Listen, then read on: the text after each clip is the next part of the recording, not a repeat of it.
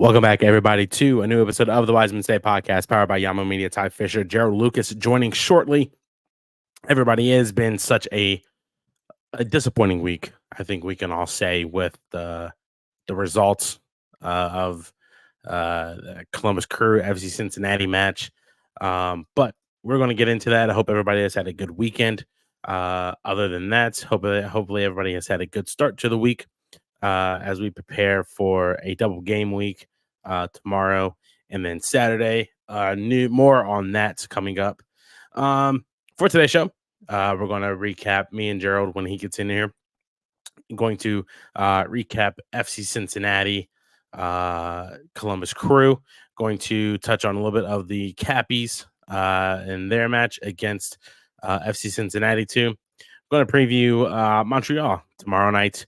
We're going to have our MLS predictions, and we're going to have yellow card, red card. Connor says North Carolina again get delayed until 8:20, so I'm here. Connor, welcome back to the stream. As I said before, Columbus Crew, Cincinnati, Cappy's Corner, Crew, Montreal preview, MLS predictions, yellow card, red card, all of that coming up here on the Wisemen Say podcast.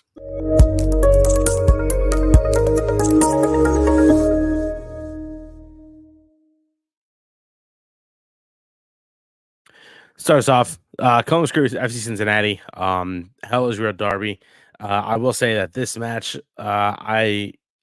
Wilfred Nancy had said that he felt like he had a weird vibe about this match. I can definitely say the same thing. It was not a pretty match, to say the least. To talk about the first half of that game, it just simply was Cincinnati with their high press. Just absolutely what is it? I need to fix my microphone. There we go. I think I can. There we go. Was simply just not the best. Oh. Definitely was not the best half. Cincinnati, their high press was definitely getting the better of us for, I say, about 20 minutes of the first half. It wasn't until later on in the first half when we started to kind of generate chances and get a little bit more possession of the ball. I'm going to try and pull up the stats here, but the biggest chance in that first half was the Diego Rossi chance. Cucho, a high ball over the top towards the back post to Diego Rossi, and it just hits the outside of the post. Salentano was beat. Obviously, he was beat. We could have had the first goal. I think that chance kind of not really wasted, but it was more so of it was just unfortunate. As I get the stats here. There we go. But yeah, so it was just one of those things where it was just unfortunate. And going to the summary, or actually here it is, the feed. Going to the feed, the first half. I can't remember. There it is. 23rd minute. Diego Rossi with left foot shot from the side of the box. Expected goal of 7%. Misses to the left. It just hits the post and goes out for a goal kick. It was just one of those things where it looked promising, and it really did. As Jerald pops into the chat. What's up, buddy? What's going on? You're going to need to start scoring goals in league play. Everybody needs to start scoring goals in league play. It's not just Diego. I'll tell you that right now.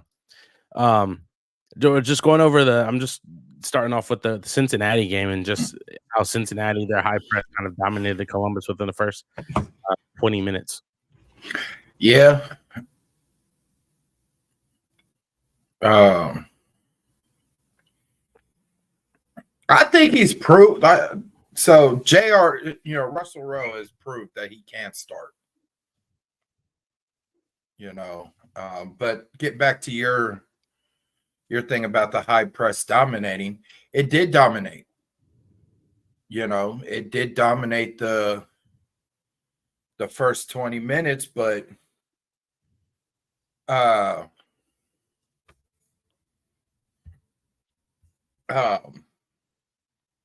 they found a way, and even though they were being dominated by the high press, they still found a way to have chances. Yeah, and ironically, when he came in, I was just talking about that Diego Rossi chance here in the 23rd minute when it ricocheted off the post. Celentano was beat. Yeah. Celentano was beat. It's just unfortunate that angle. I mean, an expected goal of 7% is absolutely crazy, first of all. So it was one of those. I mean, it's not for the lack of effort. It was just I don't think they had an answer for Cincinnati's high press. They honestly didn't. Yeah. And to touch on Connor's comment, though, Jason has proved that he can start. It all depends on the team that the crew are playing and what personnel Nazi puts out there. Nazi has said it so many times that it's not about who should be starting on a constant basis. It's who's the profile that he needs for that game. Yeah. And when you have a stacked forward room like Columbus does, how do you choose? You know what I'm saying? Mm-hmm. So, I mean, Jason has proven that, he's worked his ass off to get starts. Yeah, definitely. Definitely. I can't remember when it was.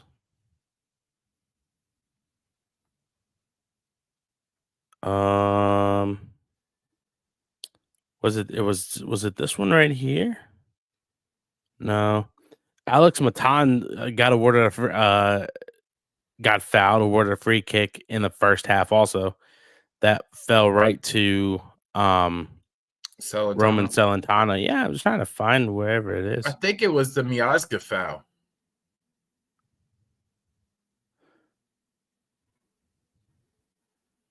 Where he picked up he fouled Jason. I think it's no. I think it's this one right here. No, that's not it. It's not even on here. That's crazy. Zawadzki corner. I have no idea. I can't even find it. But that chance, that free kick though, that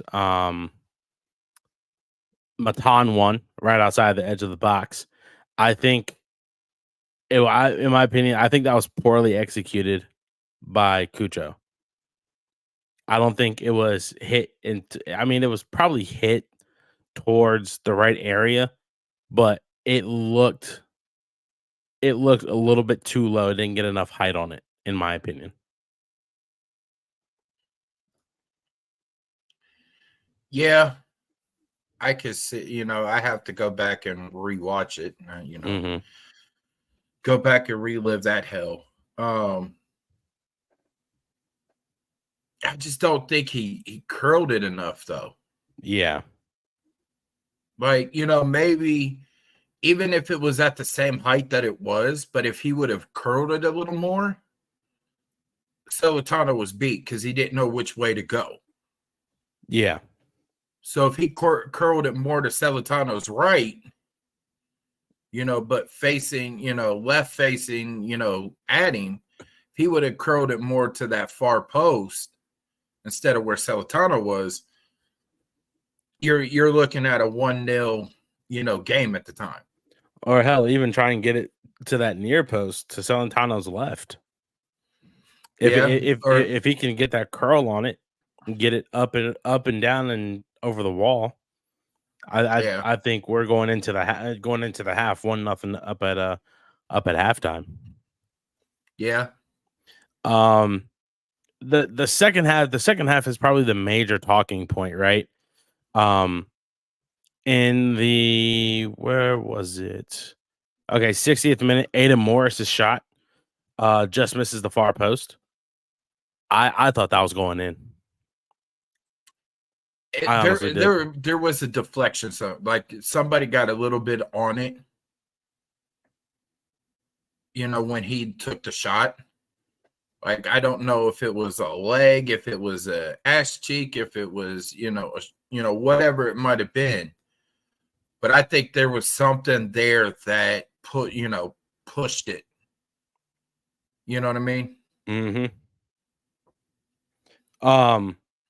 And I'm still kind of confused on this sub. I'm still kind of confused on the Aiden Morris Yayaboa sub. I think after Aiden got taken off, everything just went to absolute crap. It did. I would have put Derek in. Match a defender for a defender. Mid for mid. I also would have taken Aiden off. I mean, I wouldn't have either, but if I had to take Aiden off for some reason, whatever the case may be, I would have put Derek in. Yeah. Match mid for mid. But here, our good old friend Brett Hillebrand, brought it up too, that teams are starting to target Nagbe and Aiden more. Yeah. And they're fouling them early, seeing what they could get away with and what they can't get away with. And if they could get away with it, they keep on doing it, which is bullshit, because now you're targeting individual players. You know what I'm saying? And I do believe in the offseason, they did approve a new rule, as far as targeting players and, fouling them. We already have the insistent infringement, right? But there's now one that pertains to targeting and fouling a specific player, which the refs aren't enforcing it. And it's clear as day. You could go and watch every single MLS game and you can see who's getting targeted the most. Between Cucho, Nagbe, and Aiden, those three are getting targeted the most when it comes to getting fouled. I can honestly say, out of everybody in the league, those three are probably the three that are getting targeted more than anybody. I saw something here. While I pull it up, I saw it in the I think it was the game notes. Oh shit! I need to remind me after the podcast to fill out my credential for the weekend. When's it have to be in? I don't know. I just want to do it sooner rather than later. Yeah, I gotta get mine too. I'm trying to figure out where I saw it at. It's not there, but Nagbe is, I think, one of the most fouled players in the league. No.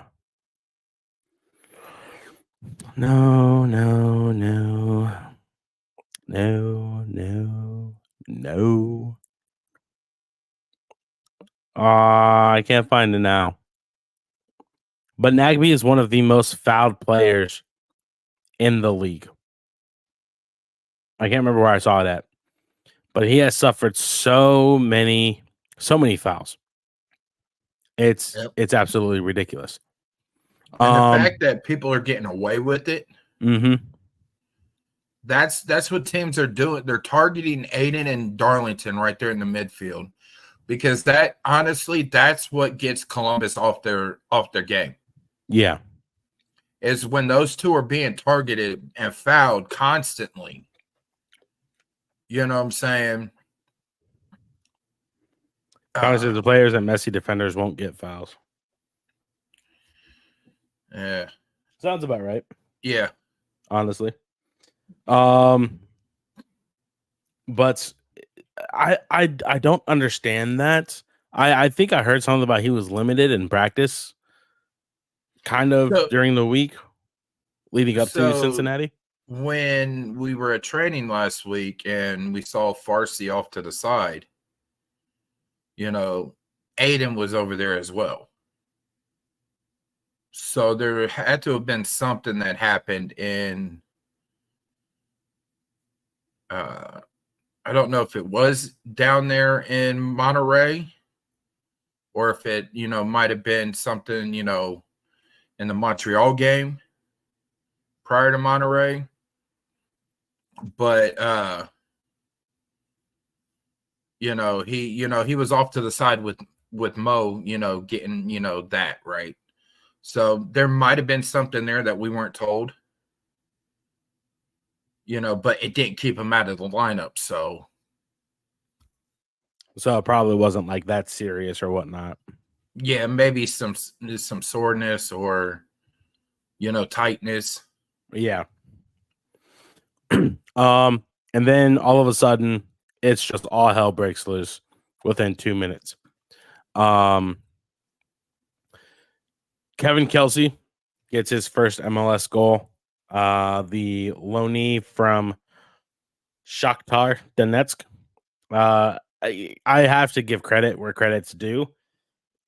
That goal is done by Lucho Acosta and Lucho Acosta's ability, in my opinion.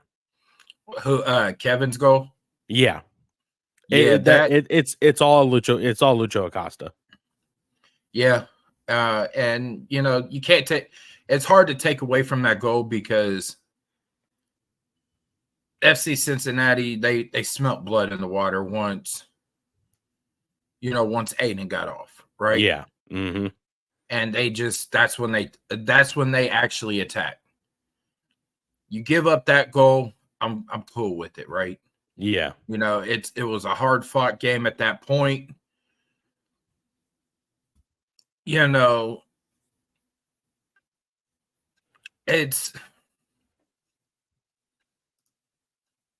I don't think it was the pace for Camacho. Like Camacho was busting his ass out there. It just was. I disagree.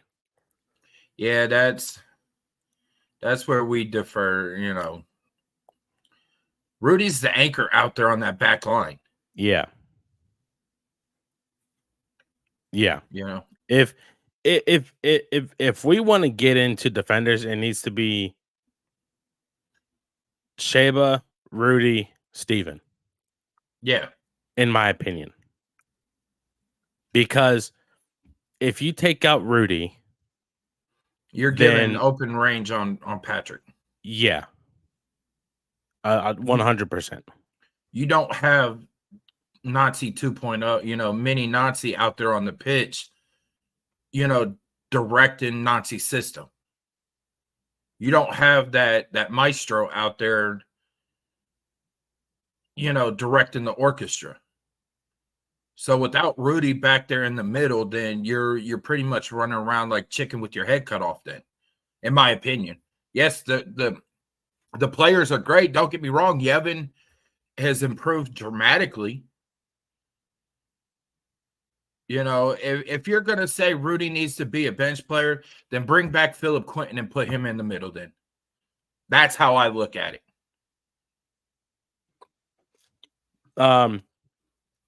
Lucho Acosta makes Kevin's goal happen with his skill. I also think it's also on the defense, but I get because if they foul Acosta, then it's a penalty kick. Yeah. Right. But if anything, kind of just shying away and letting Acosta get to the end line and get that ball up and over towards Kelsey is an absolute masterclass. So here's my question, though. Mm-hmm. Do you go ahead and take that PK? I think.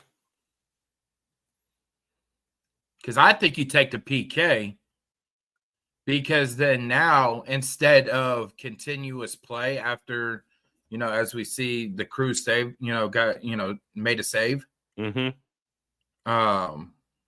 Or was that?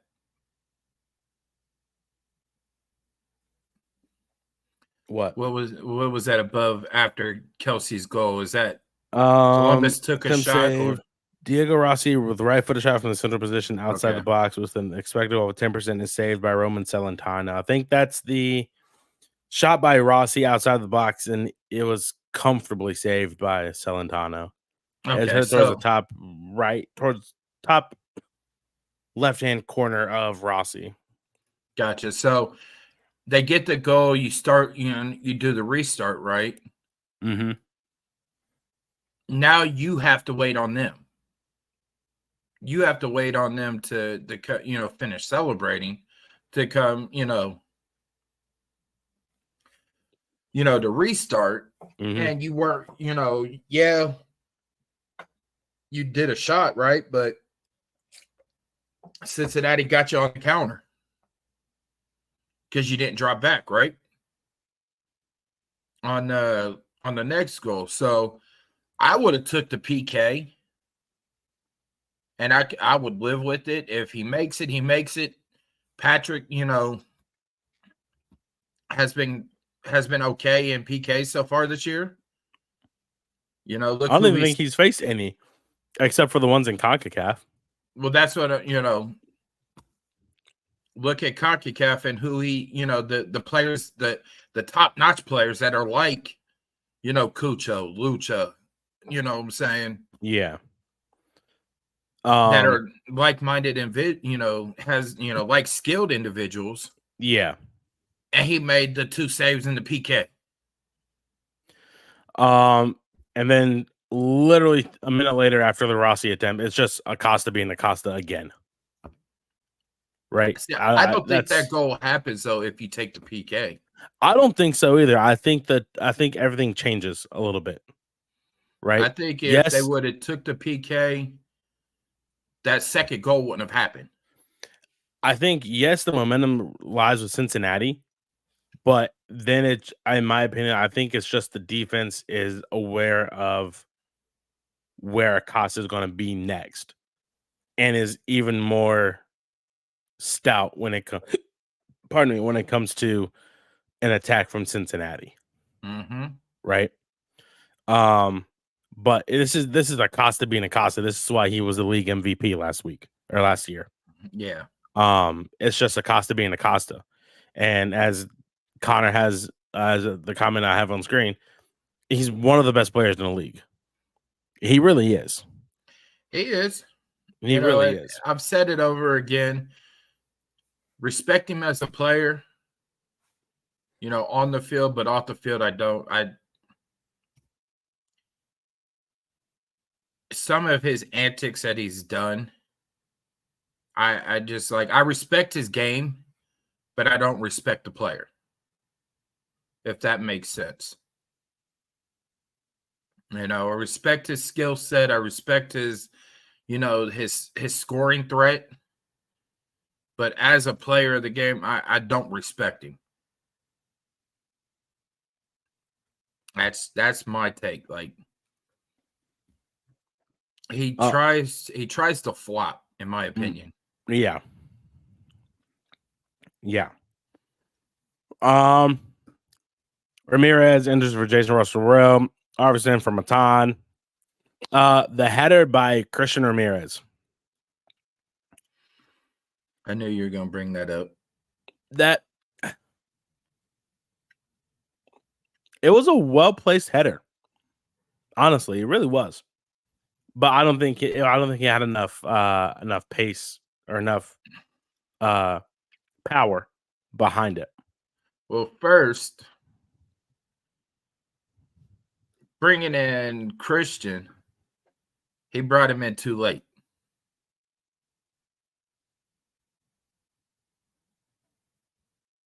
I think, honestly, Christian should have been in, maybe 10 minutes prior. I'd even go 20. Yeah. I would 20. I would have brought him in about the 65th. At the same time that you took off Aiden, I would have brought Christian in. Yeah, 100%. Because I have that feeling though that Kevin that Halsey goal would probably would not have happened at all either. You mean the Kelsey? Kevin Yeah, Kelsey? the Kelsey. Halsey was suspended. Yeah, my bad. No, you're good.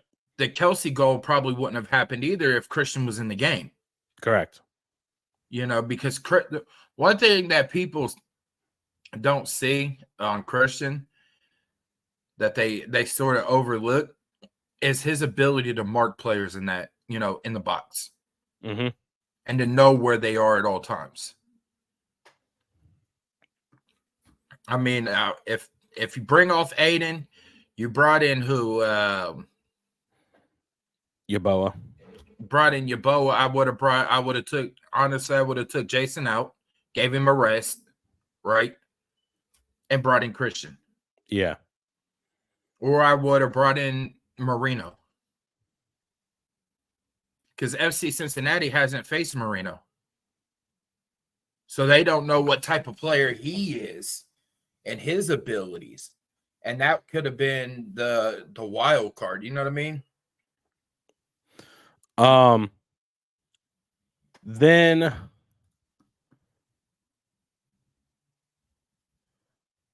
there we go. 89th minute. Max Arfston continues to prove that he is a super sub for Columbus. It was a well-placed goal. Left foot. I think he had a shot before then, if I'm not mistaken. He had a right-footed shot, but the defender slid over just a little bit to get in the way. So he dribbled it to his left foot. This one, right? That was Christian Ramirez. But like on Arfston's goal, he literally had a shot on the right foot until the defender slid just a little. Yeah.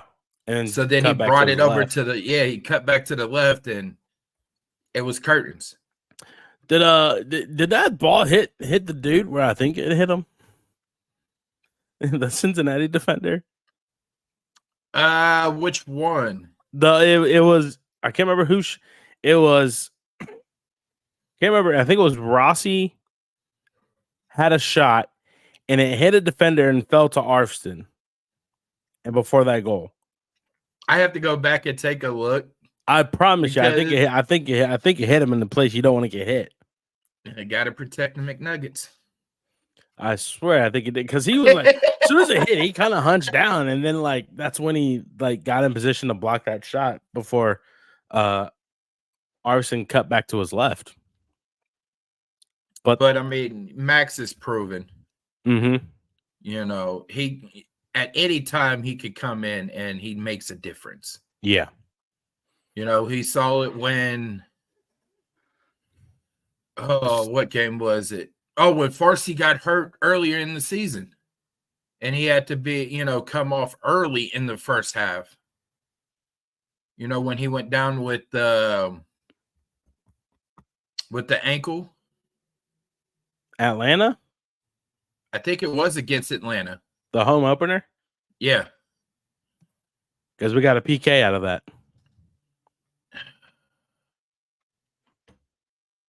Because he's also scored another goal too. He has, and I can't remember what game it was.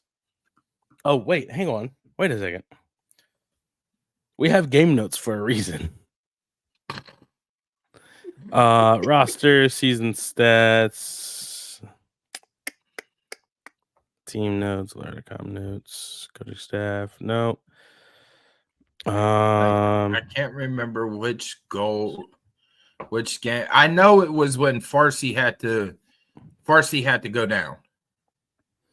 There was two games. There was two games he went down. I know Atlanta he went down, and I think he came on in that game. Max did. Because Max scored a goal. Where the player fucking stats at, dude?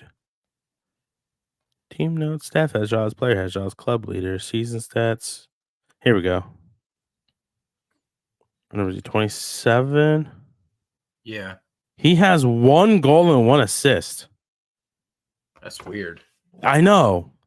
That's prior to the weekend, right? This is prior to Montreal. Okay, so yeah, then it might have been that Atlanta game where he came on. Yeah. Did he score? Man, what in the hell? I feel like he has scored another goal. Unless I'm thinking of last year against Atlanta when he was part of the 6-1 thrashing. No, I think he did win that last year too, but he's got another one in clutch time. That's what I'm thinking too. Arvston. Career match log. Here we go. This is what I'm looking for. Maybe. It's not even pulling up the match log for him. Match log. Here we go.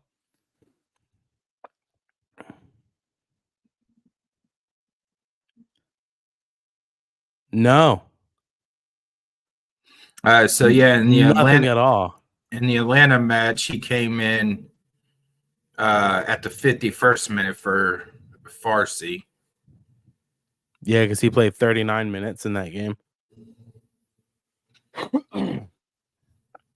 Got the start against Minnesota. Yeah.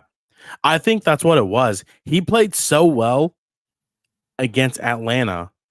That's why he got the start for Minnesota. Well, Farsi was down. Right, but in Arvston's favor, he played that position very, very well. Yeah. No, he doesn't have any other. The only other goal that I see is in the 4-2 loss against Atlanta in game 2. Okay. So he only has one goal so far before after,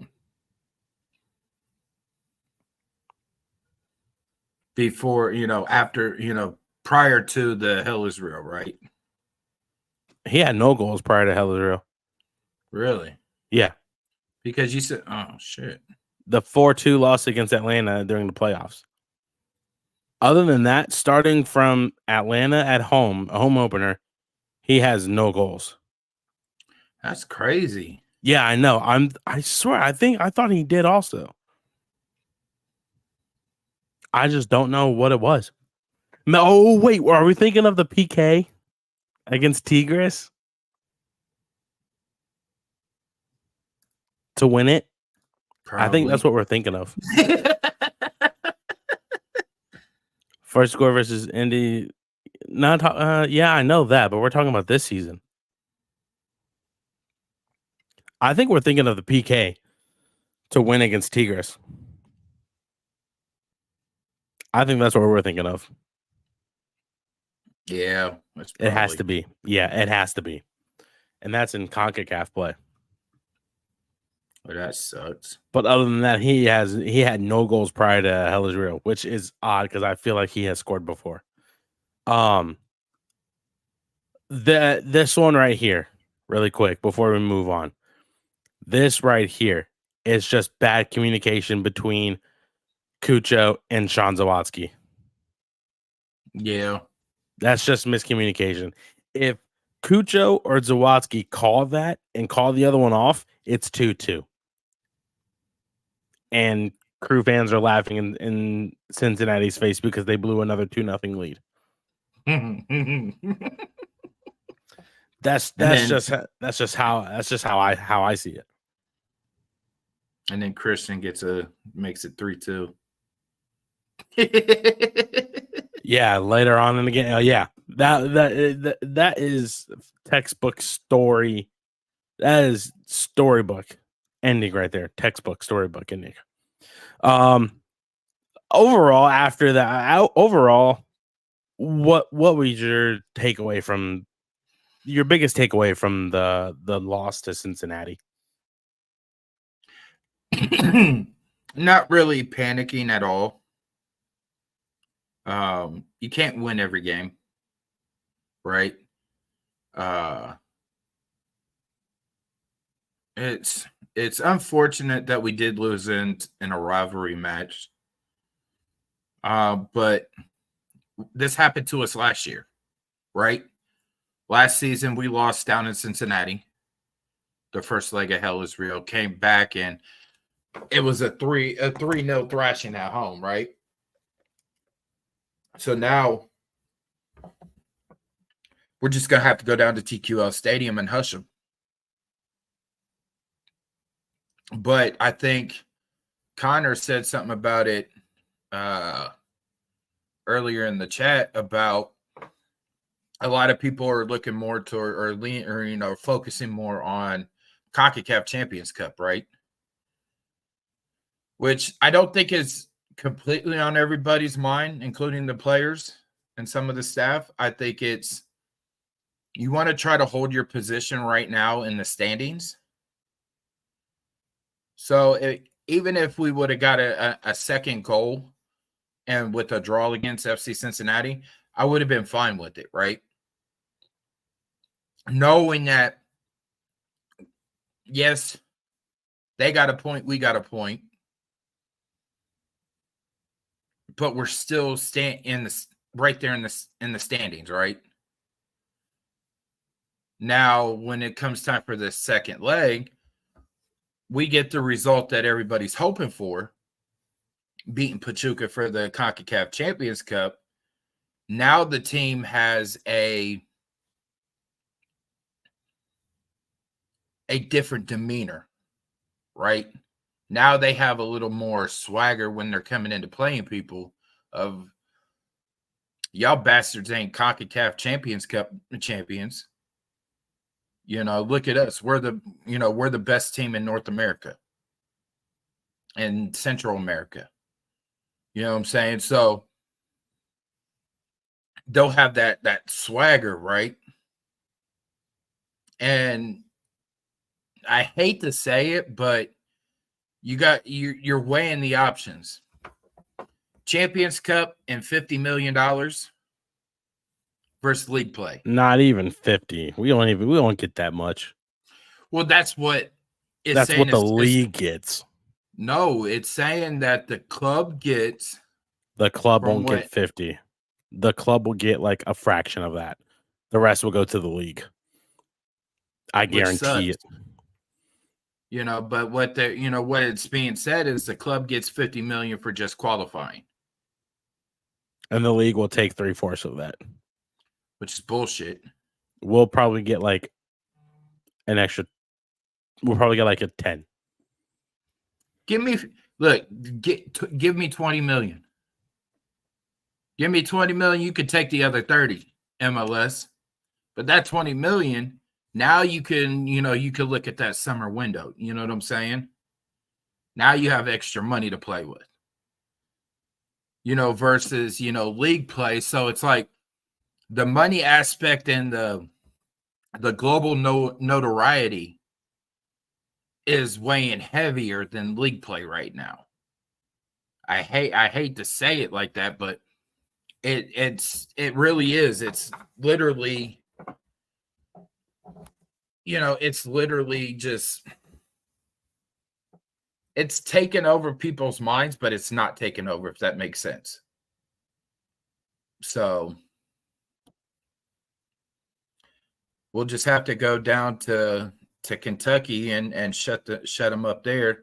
But I would love to, in a hell is real, to go down there and end the score at 3-2 again. Oh yeah, especially when it's fairy tale with an own goal, a Rossi goal, and then Christian Ramirez getting the game winner. But see, if he does that, he has to bring the hospital bracelet out for one game. He has to bring the hospital bracelet out to go down there to hell is real. Mm-hmm. And I think it's a header. Yeah, it has to be, or a scissor kick like he tried before the goal. That's just me though. I think my biggest takeaway is I understand I'm kind of piggybacking off of what Connor's saying and what you said. Yeah, it's a loss. We're fine. I get it's against Cincinnati. We're fine. We're a third of the way through the season, right? Mm-hmm. We're in the final for a trophy. We still have another tournament to play for a trophy. We still have Campeones Cup when that's announced. If we win a trophy this season, it's a success. We're fine. We're fine. I have no fear. Not to mention, we got the tune-up game for Leagues Cup against a top Premier League team. That's not for a trophy, though. I'm talking for a trophy. See, we want to be able to Campeones. Oh, you want to have free from desire playing? Oh shit! No, but I mean, but still, though, it's notoriety, right? Yeah. You want to put MLS on the map. Now, you want to put Columbus on the map, right? What just happened? You're still there. I soloed you. Oh. Asshole. Oh. I would have loved it. Here's my thing about playing Aston Villa, right?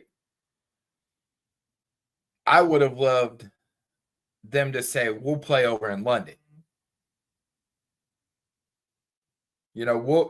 Let's play that game over in England, and the team goes over to England, for the tune-up game, right? That would have been cool. I don't know how you feel about that.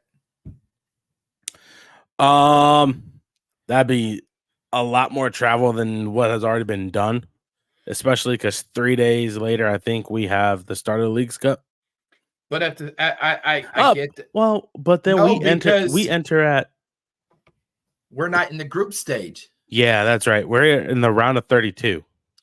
So I mean, I completely forgot that we don't enter in at the group stage. We're already in the knockout round. Yeah, we're already into the knockout round. So you could have done that, right? Now, it's a once in a lifetime opportunity of an MLS team going over and playing at Wembley, right? Or play it at Wembley. Where the FA Cup? Nah, not Wembley.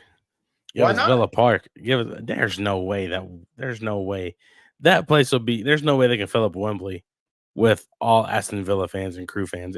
First of all, there's no way we get enough Crew fans over there to Wembley to fill up one half of Wembley. I think Villa Park's fine. Yeah, but I mean, still though, how cool would it be to say that I played for the Columbus Crew and we played a game? We played a game at Wembley. Now, honestly, even if Wembley wasn't sold out, right? Even if Wembley wasn't sold out, the fact that you still played a game at the legendary stadium. That to me would have been it would have been top, to me, top notch. You know what I mean? Yeah. A once in a lifetime opportunity to play a Premier League team. Yes. It is in Columbus. We're talking hypotheticals. But I mean, I would play this game, Aston Villa at the Horseshoe. Fuck no. Yeah. Fuck no. Not everything has to be going around Ohio State. Fuck that. I fuck Ohio State. Honestly. I fuck Ohio State. I hate that. It's not even the school. I like the school. The school is very nice. It's just the fucking football team. And the fans. I hate Buckeye fans with a passion.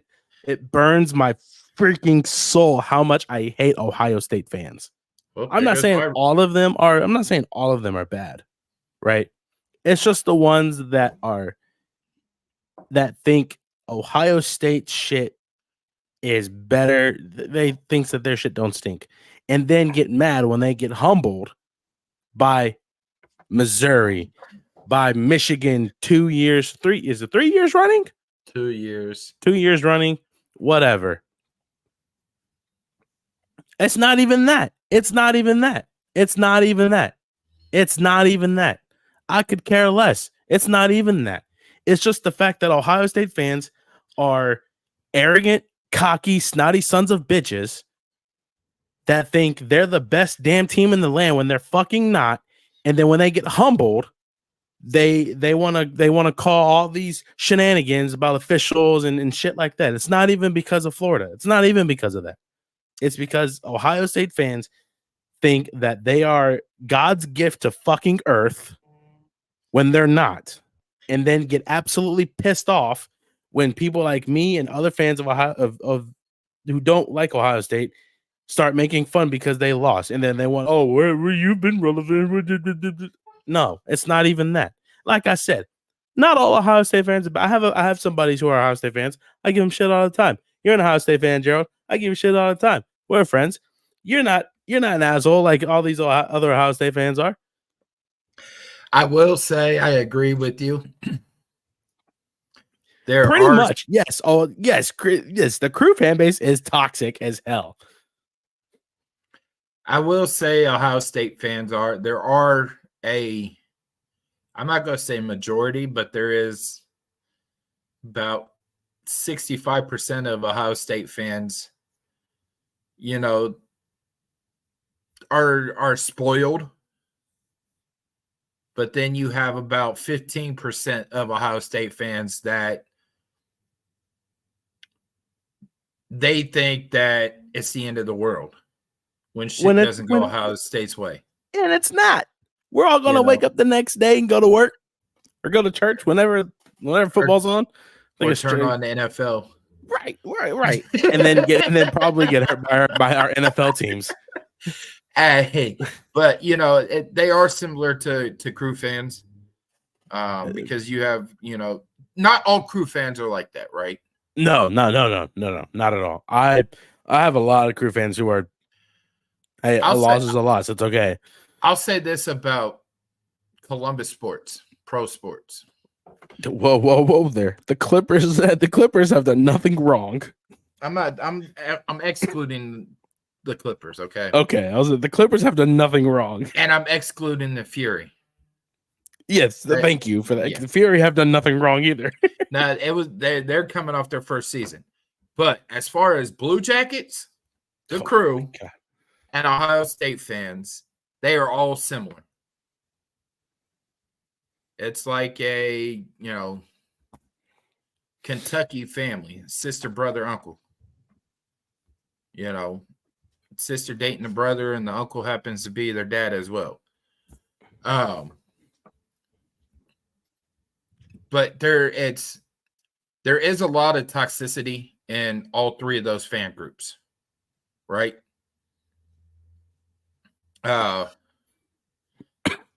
Hey, don't feel bad, Edgar. A lot of people forget the Blue Jackets exist too. You know, but it's okay because they haven't been relevant in years. The only time they were relevant was in 2019. Yeah, that's the only thing that the hardcore fanatic Blue Jacket fans hang on to is the sweep of the Lightning. Damn. Somebody chose violence today. Right. God damn. But no, like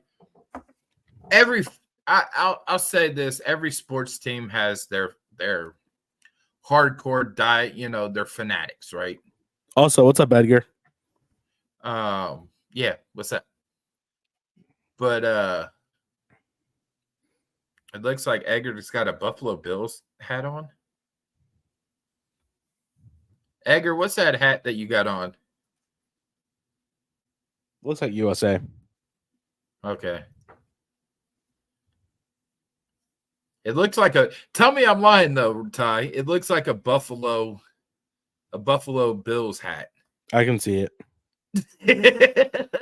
And I was gonna say, if that's a Buffalo hat, then they have one of the craziest fan groups jumping through tables, setting them on fire and jumping through them. Oh, the 06 beanie. Oof. Man, what I'd give to be back in 06. Just the toxicity. I mean, you can't let that take away, your pleasure of the game or the sport, right? Yeah. There's going to be the ones bitching and moaning on Twitter. That's where they can release and be a keyboard gangster, right? It's okay. Like I said, Connor, they have been relevant since 5 years ago. Hey, listen, hopefully once we get a new GM in here, damn it. A new GM and a new coach. Yeah. Because what's his face is not going to. I mean, you guys are losing your coach. Who? Cooper? Says who? He didn't sign no extension. Where? Where did you see that at? Where did you see that at? Toronto's coaches, I think he's out. I mean, there's a few coaches in the NHL, but back to MLS. Yeah. The whole rant just kind of threw us off. Cappy's Corner.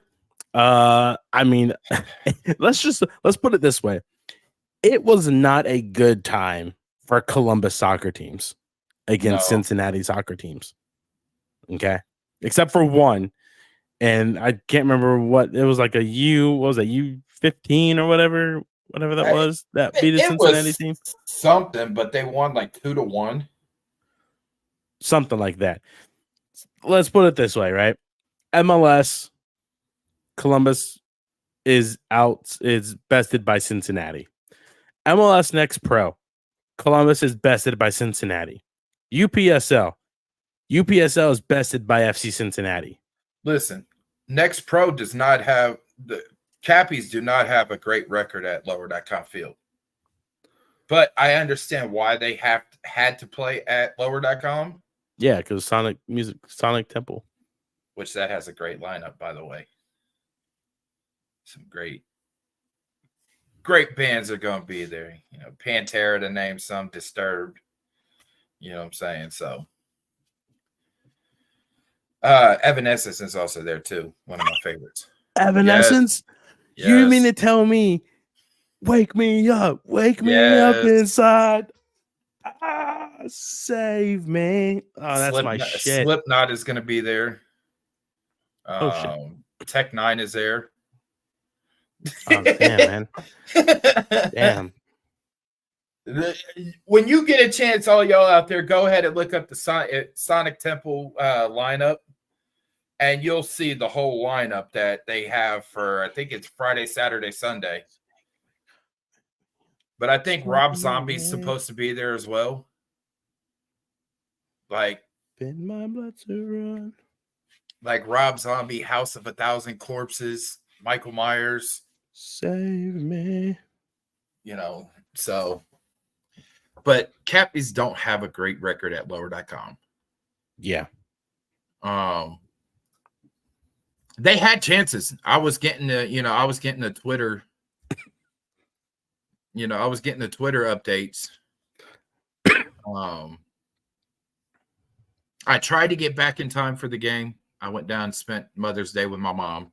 Mm-hmm. But with them being an hour and a half away, getting down there eating, I was pushing it, right? Yeah. So, needless to say, I didn't make it, but I was getting all the Twitter updates, and I'm seeing, they had shots, they had chances, but Cincinnati capitalized on their chance. Yeah. And that was the first time that FC Cincinnati 2 has beaten Crew 2. And the first win in Columbus since they started in 2022. Yeah. So it's big for them. Congratulations to y'all, to both the first and second teams. You guys were the better team over the weekend. Also, congratulations to the Academy. Oh, my God. FC Cincinnati just absolutely bested Columbus in every aspect of the soccer pyramid. 3-0. Inter Columbus loses to FC Cincinnati. It was That's college and grown men right there with Inter Columbus. Yeah. Going up against kids. And that's saying something about MLS academies on the type of product that they're able to bring, put on the field, right? Mm-hmm. So, I'm gonna say it, and it's probably gonna be the only time that you'll ever hear me say it. Congratulations to the city of Cincinnati, FC, that whole organization. You guys were the better team that, last weekend. I said it, it's on live air. But I mean, they were. You have to give credit where credit's due. What a hell of a lineup. Clutch, Helmet 311, Code Orange, Mr. Bungo, Anthrax, Soulfly, Lacuna Coil, Kublai Khan, Cypress Hill. Yeah, Sonic Temple Music Festival puts on a hell of a show. That's one day. Yeah. That's not a good. Is that Friday or is that Saturday? I think that might be Friday. I think that might be Friday. The rest, yeah. You got Pantera, Rob Zombie, Evanescence. I think Limp Bizkit is there. Godsmack, Disturbed, Tech Nine. Crap, forgot to got off. Moving on, we have a match tomorrow night against Montreal. And the Fighting Courtois. Last time these two teams met, nothing draw, which I was okay with. Heading into what was that? Monterey Leg 2? Yes. Heading into Monterey. Nothing draw. Yeah. Just trying to. There we go. What happened here? Oh, you sold me. Columbus just dominated in every single aspect of the game. It looked like almost 700 completed passes, by the way, for Columbus in the last match. 66% possession, 13 shots, 4 on goal, 687 passes with a passing accuracy of 89%. 6 corners, 11 total. 2 offsides, 8 aerials. Expected goal to 2.1. How we didn't at least get one of those is beyond me. But then it was just Montreal ended up winning like the defensive battle, so that was fine. But I'm intrigued to see how everything shapes out against Montreal in Montreal. Once again, it's going to be a chess game. I think everything so far is going to be like a defensive. It's going to be ones where we win, we draw. You know what I'm saying? Mm-hmm. Fortunately, with FC Cincinnati, we lose, right? Now, I think this game and then the following game are crucial for Columbus. Yeah. They have to at least get a draw in both or a draw and a win. Right? I would like 2 wins, honestly. I mean, 2 wins, that's ideal, right? Mm-hmm. That's great.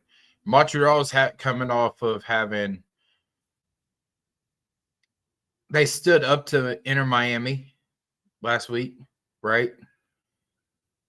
I think Inter Miami still won, but they were going tooth and nail with them, right? After they went up 1-0. Yeah, but even then, Montreal beat Miami in Miami too. Well, I know that, but that was without Messi. A win's a win. They still had Busquets and Alba. What's up, Ghost? They were even Busquets and Alba, they still tried to make it a game, and Montreal won, I think, 3-1. 3-2. 3-2. Yeah, Alba scored in like the 80-something minute. to You pull know it what I'm within saying? one. But still though, okay, that was that, right? But oh Lord. Wait, who I said know that? I know who's getting my red card. Oh. But no, it's Montreal, is coming off of having a little bit of success against Inter Miami at home, even though they still lost this one, right? Yeah. So now that they played against Messi, he actually played this time. Now they got to have a high, right? They got to be feeling good about themselves. Like they put up a hell of a fight against Messi. Yeah.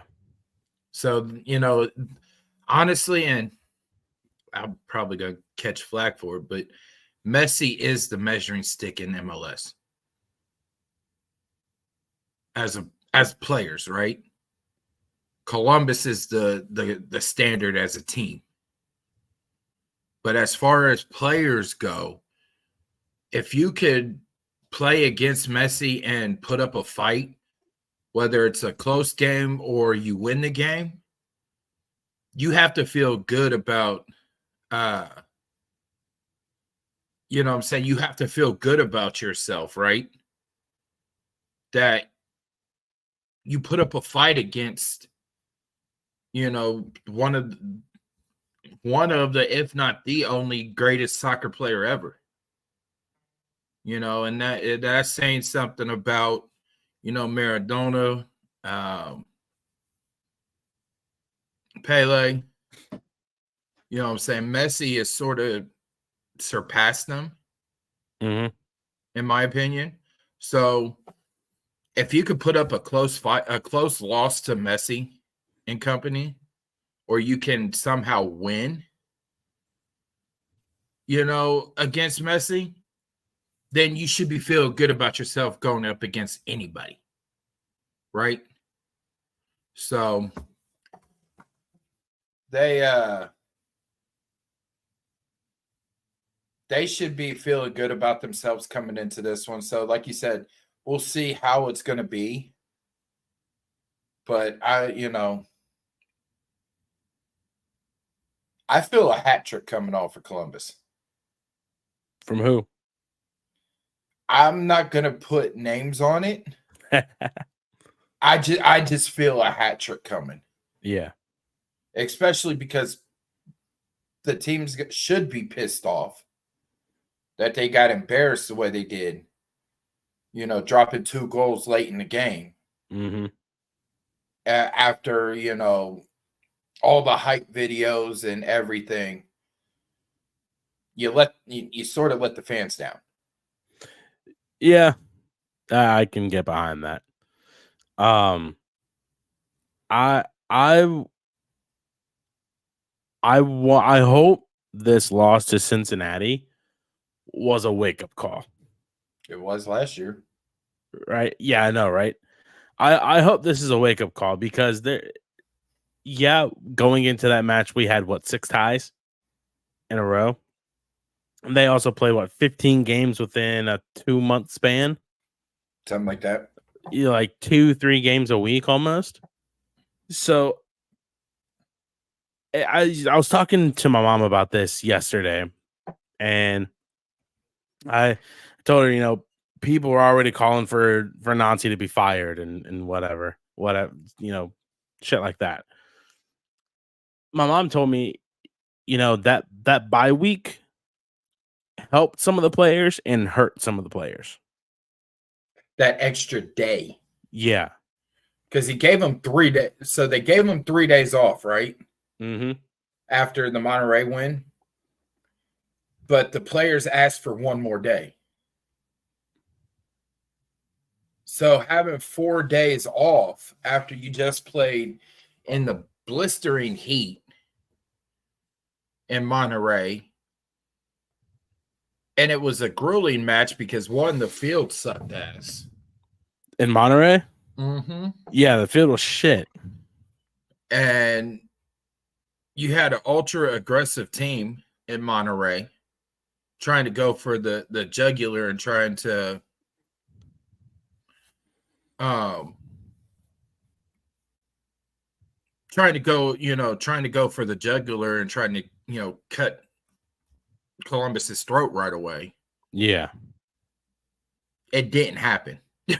You know what I'm saying? So yeah. Excuse me. 3 days would have been good. But that extra day started cutting into preparation, though, for Hell is Real. In my opinion. I could be wrong, right? Yeah. So, but that the 4 days off actually killed, it killed the momentum that Columbus was on. Yeah. Even though it was draws, you still have momentum that you didn't lose. So, you wait. Yeah, I'm texting Ty Phillips. Uh-oh. Somebody take another flag? Nah.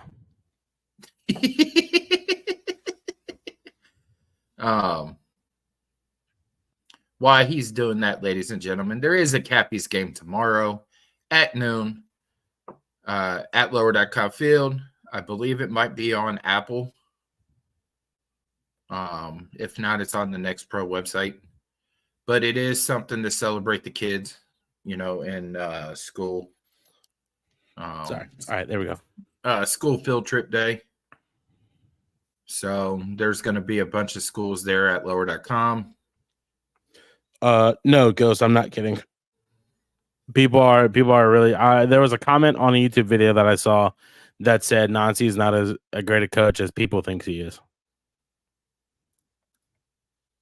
Hey, trust me, it was it's one bad game. Every team has them.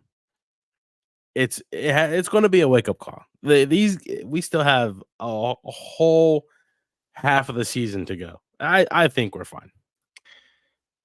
Yep. Now, if it changes after League's Cup now, then we got an issue. Yeah. Like what needs fixed. But you also got the summer window coming. Bez is a mastermind. Yes, we lost our personnel identifier, Neil McGinnis. Yeah, I forgot. Yeah, I meant to touch on that also.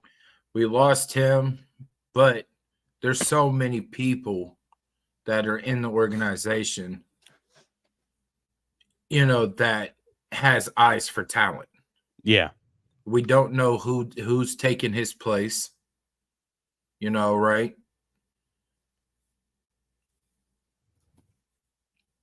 So Bez is a mastermind when it comes to getting star attractions. I don't think we lose Schulte this summer. I mean, maybe for the Olympics. Yeah. Right? Mm-hmm. But I don't think he's going to be transferred out. You know what I'm saying? I don't think if anything, it will be at the end of the regular season or after playoffs, right? It'll be after everything is like a January window. Yeah, for Europe. That's when I could see Schulte going. Yeah, which I don't want it to happen. I don't think any of us want it to happen. But Europe's been knocking on doors, man. I'm telling you. I mean, between Arsenal and Man U that have been, looking at Schulte. If he goes to Man U, he's not gonna do anything. It's not gonna happen. Also, I would not want Schulte to go to Man U. That team is in shambles right now. That team is absolute dog water. Man U has let me down so much. Well, we know one fan of the show would be happy that they go to Arsenal. But it's we got Leagues Cup to Mhm. get Hagen up, to let Hagen get some experience. Yeah. I would love to Um, see Hagen in League's Cup. I don't think we're going to see Schulte get pulled to Copa America. Nah, I Um, think it'll be the Olympics, if anything. Yeah, I think the Olympic team will see him get pulled up.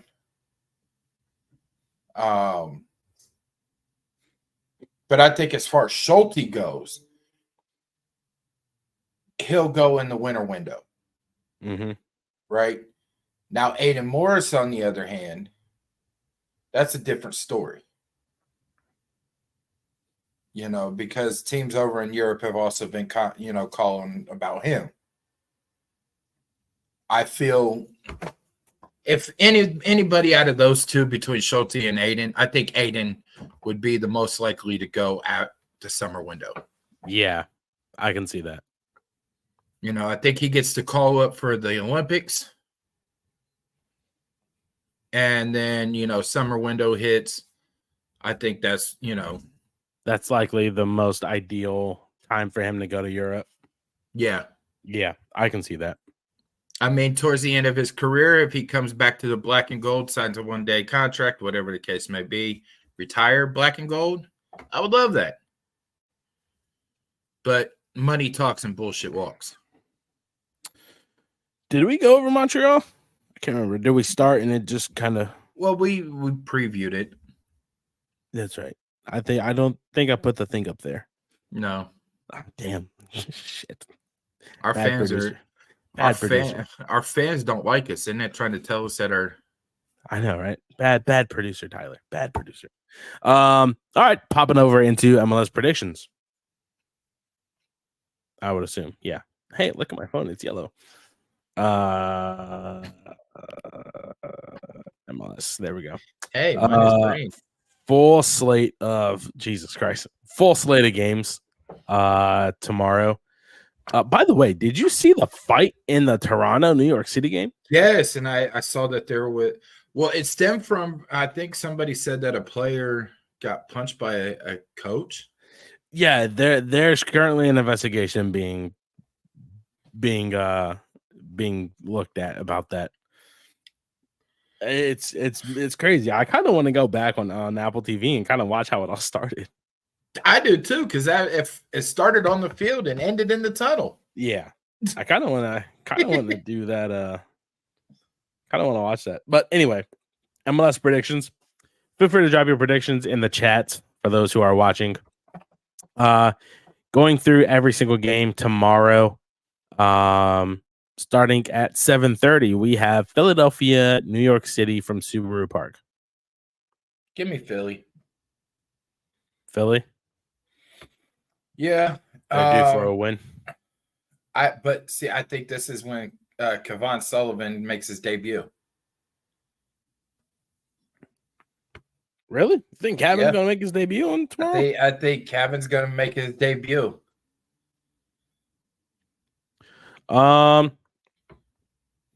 Give me a 2-2 draw. I say 2-0. Okay. DC Red Bulls from Audi Field. It's hard to go against Benteke right now, man. Yeah, I know. He's absolutely tearing up the league. And then also with the suspensions for the Red Bull players. I don't remember. Yeah, there was suspensions for both teams. Or no, it was Toronto and who else? That's Toronto, New York City. Oh, okay. Wrong New York. We did go from one New York to another New York, so I get the confusion. It's hard going against DC right now, but give me a draw. Really? Yeah. Red Bulls, for some reason, Red Bulls plays everybody tough. Yeah. I'm probably going to go. DC United's kind of favored. I'm probably going to go 2-1 DC United. Christian Benteke brace. Yeah, I'm going with the draw.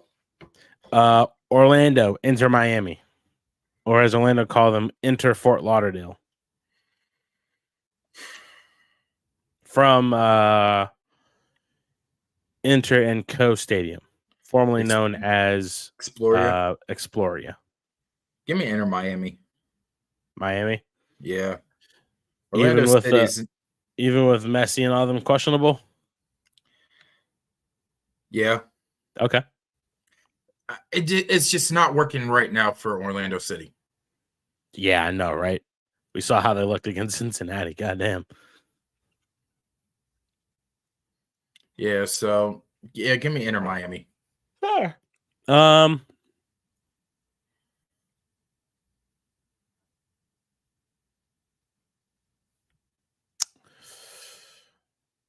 I'll do it this way.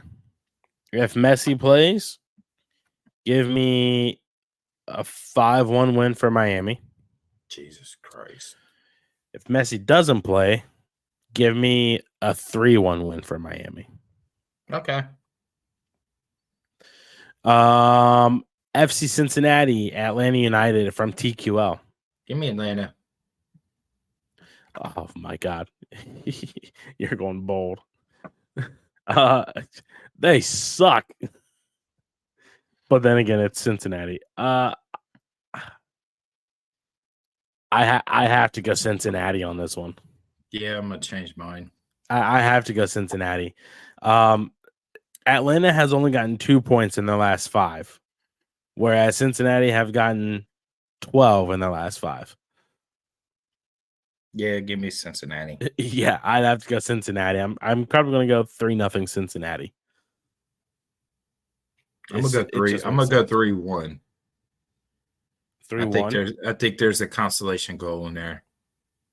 Okay. Thiago Almada, I assume. Giakoumakis. Okay.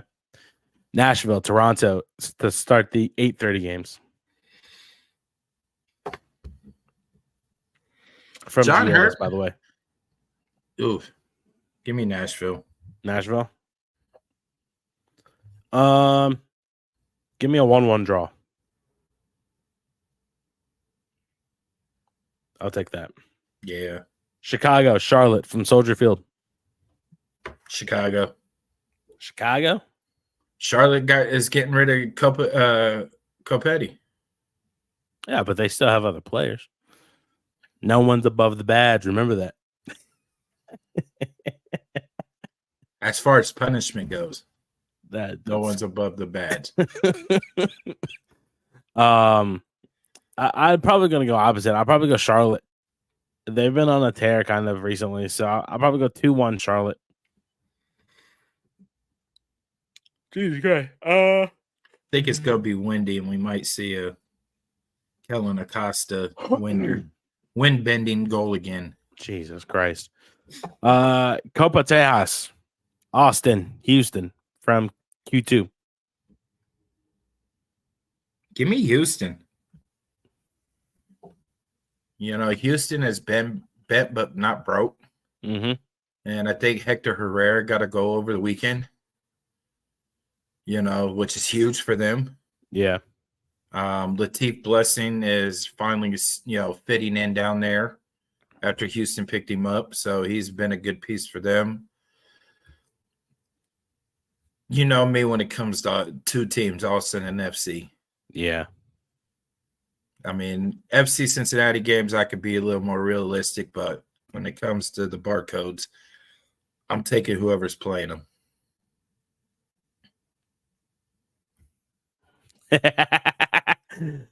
That's funny. I'm going to go Austin, but I'm going to go a slight 1-0.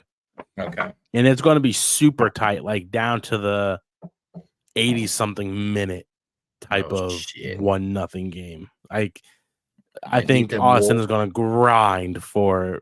Did I say Arsenal? No, I said Austin. Did I say Arsenal? Fuck. I think Austin is going to grind for that goal late in the game. Azarde's header. Driussi, man. Sebastian Driussi. He's starting to find his little rhythm. Yeah. So I think it's going to be him. St. Louis LAFC from City Park. Draw. Draw? Yeah. No score or what? No score. Okay. Give me LAFC 2-1. Minnesota, LA Galaxy from Allianz. This is hard for me. Minnesota's favored. They are. But LA Galaxy is a hot team. They are. So I'm going to go draw. Draw? Yeah. I'm going to go 2-2 draw. I'm going to go 2-1 Minnesota. Both teams are hot, honestly. Yeah. To start the two 9:30 games, Real Salt Lake, Seattle Sounders from America First Field.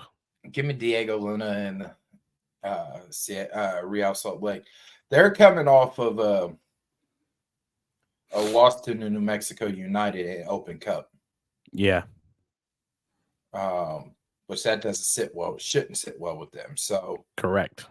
Shout out to Marco Micheletto.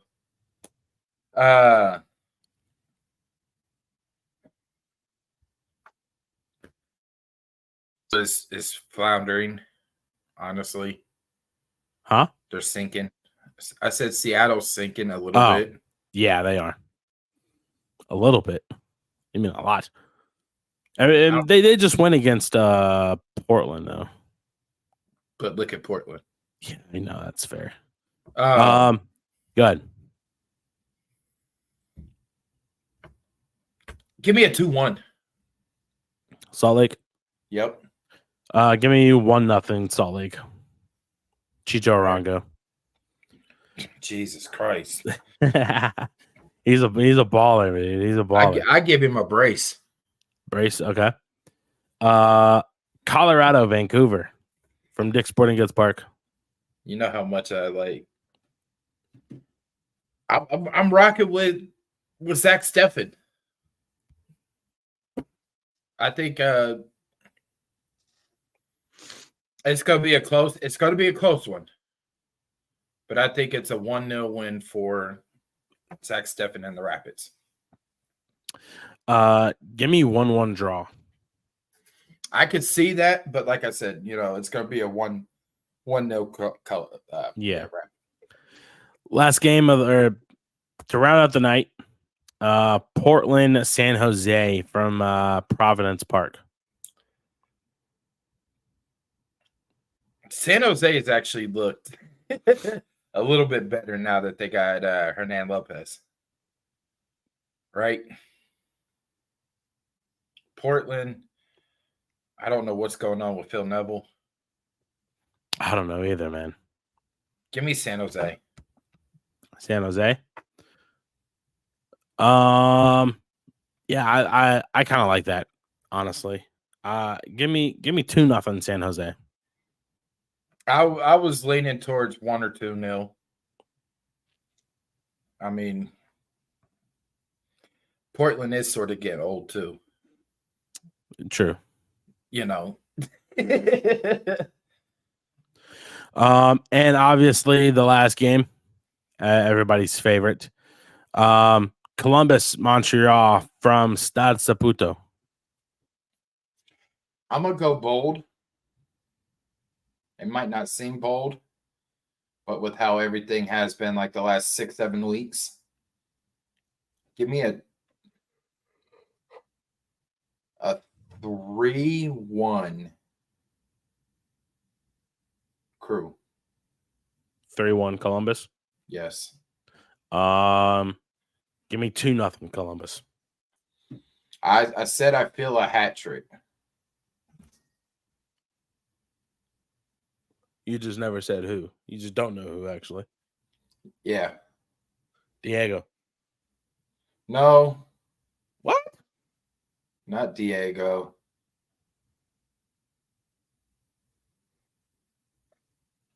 Cucho again? No. We're saving that one for Chicago.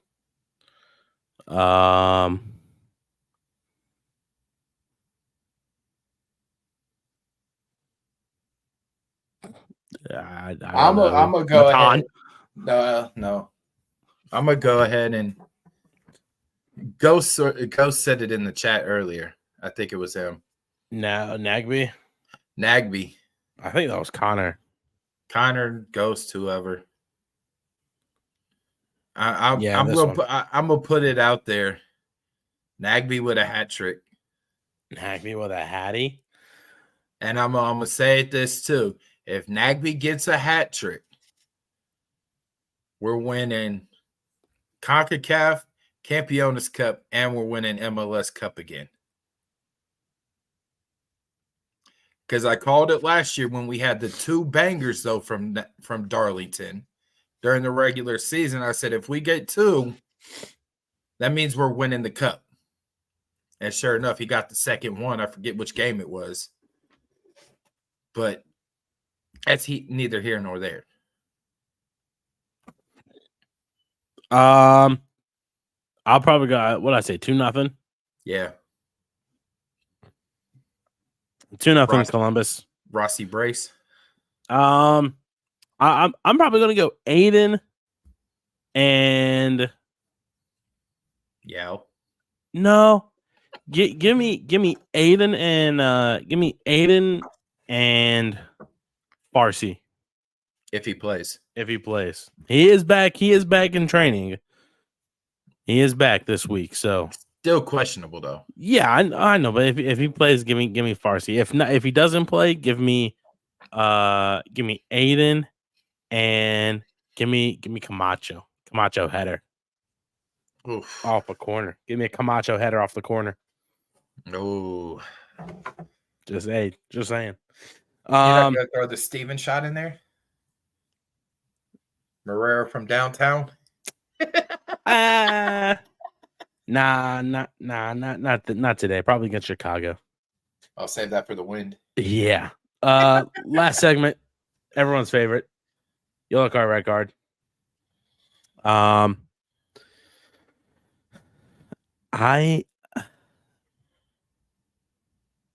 don't have one. I have a yellow card. Okay. So I've been now I'm on day 2 of this program at the gym. And I've been through hell the last 2 days. Right? So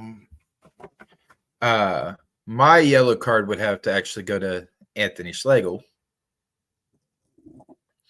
because he stopped me on my way to the class and said, he wanted to see me sweat my face off today.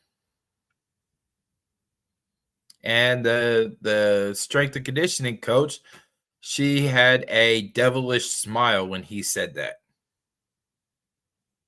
That's my yellow card. Like, I hate it, but I tolerate it because it's what I signed up for.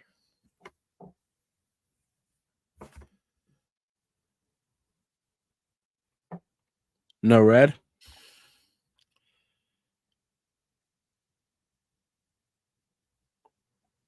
No. Okay. Nope. I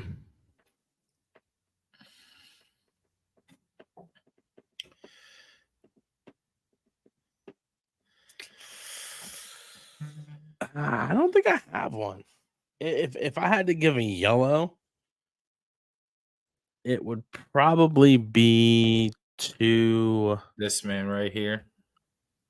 Nah, that's a red card and a 5-game suspension and a fine.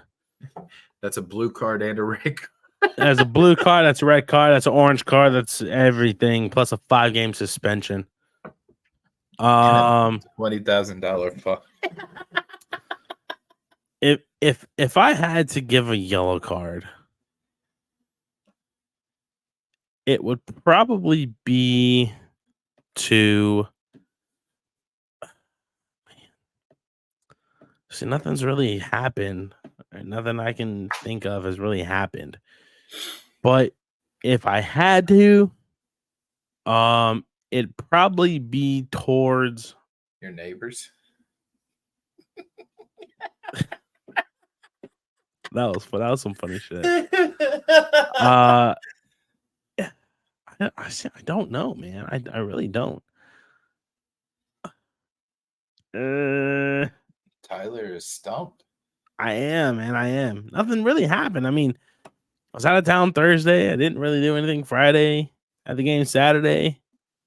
I played on Sunday, but my team got the win. So I mean, not really much there. Yesterday was just stayed home, man. I honestly don't know. I can't think of anything. Well, we'll have something for next show. Yeah, for sure. I know we'll have something for the next show.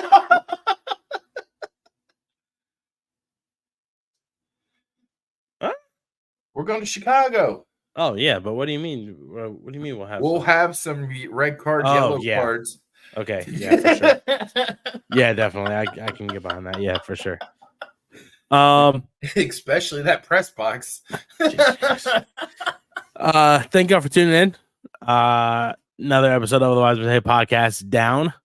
Follow us on social media on YouTube at the Wisemen Say podcast, on Twitter at Wiseman Pod, on Instagram at the Wisemen Say podcast, on TikTok at Wiseman Pod. You guys can follow Jerald on Twitter. You can follow me at Jerald_Lucas96. You guys can follow me on Twitter at Fisher Tyler __. And that is it. Be sure to listen to us on all platforms where you get podcasts: Apple Podcasts, Spotify, Amazon Music, Google, iHeart, Pocket Cast. Be sure to watch us on YouTube, Spotify, Goals TV, and YamoMedia.com. Joe, my friend, this has been fun. Always. Yes, sir. Good time, as always. And I can't wait for the next one. As tradition goes, Wisemen say, only fools rush in. Peace out, everybody. Have a good weekend. Stay safe, stay hydrated, stay cool. Hug your loved ones. Tell them you love them. And thank y'all for tuning in. We will see y'all in Chicago. Yeah. Go Crew. Stay wise, Joe. Go Crew. Oh, okay. Yeah. Go Crew. Stay wise, y'all.